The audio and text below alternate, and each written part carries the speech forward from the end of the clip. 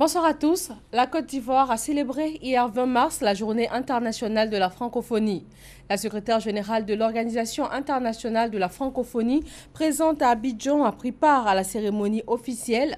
Aujourd'hui, Michael Jean a été reçu par le président Alassane Ouattara. La journée internationale de la forêt, c'est ce 21 mars. Forêt et énergie, c'est le thème choisi pour cette année.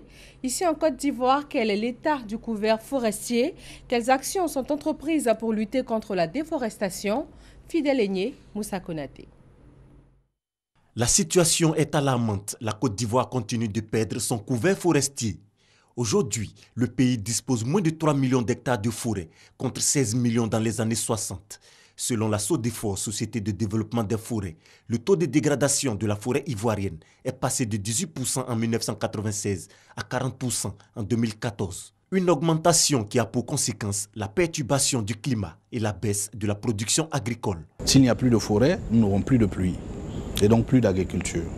Et bienvenue la pauvreté, les sécheresses et les conflits. Les conflits vont s'intensifier. L'État de Côte d'Ivoire s'est donc engagé à freiner la déforestation galopante avec la mise en place de la politique d'agriculture zéro déforestation. Une pratique pour contrer l'expansion des cultures sur les espaces forestiers.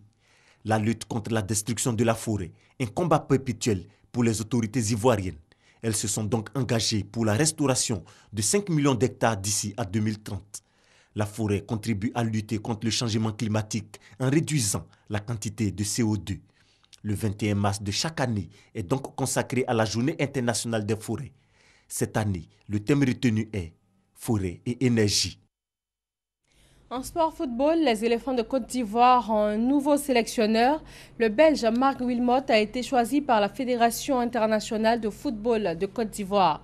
Il succède à Michel Dusseyeux qui a démissionné après l'élimination des éléphants au premier tour de la CAN 2017. Il est arrivé à Abidjan cet après-midi. La secrétaire générale de la francophonie, Michael Jean, est à Abidjan dans le cadre de l'organisation des 8e Jeux de la francophonie. Elle a visité hier les sites prévus pour abriter ces Jeux et elle s'est dite satisfaite de l'état d'avancement des travaux. Les Jeux vont se tenir du 21 au 30 juillet prochain. Présidentielle en France, Emmanuel Macron est jugé par 2 sondages le plus convaincant après le débat télévisé d'hier. En effet, les 5 principaux candidats à l'élection présidentielle étaient aux prises lors du premier débat télévisé de la campagne. Tous peuvent néanmoins être plutôt satisfaits de leurs prestations, pas de gros ratés. Toujours en France, le ministre de l'Intérieur, Bruno Le Roux, a démissionné. Le parquet national financier français a annoncé l'ouverture d'une enquête préliminaire après les révélations sur les emplois de ses filles à l'Assemblée nationale. Bruno Le Roux a été aussitôt remplacé par le socialiste Mathias Fekl au ministère de l'Intérieur. Nouvel assaut de la rébellion syrienne dans les faubourgs à Damas. 2 jours après une première offensive stoppée par les forces du régime, les combats ont repris ce matin à l'est de la capitale syrienne. Des affrontements très violents qui se déroulent à moins de 10 km du centre-ville.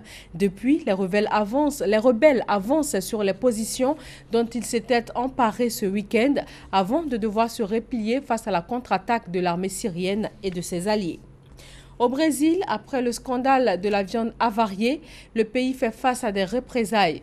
Les industriels sont soupçonnés d'avoir falsifié la qualité des viandes commercialisées sur le marché national et aussi à l'exportation par le biais d'une vaste organisation criminelle menée avec la complicité des agents du ministère de l'Agriculture rétribués en pots de vin. 37 mandats d'arrêt ont été lancés.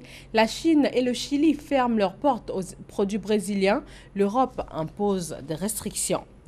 Merci de nous suivre sur RTI 1. Je vous dis à tout à l'heure, 20 h.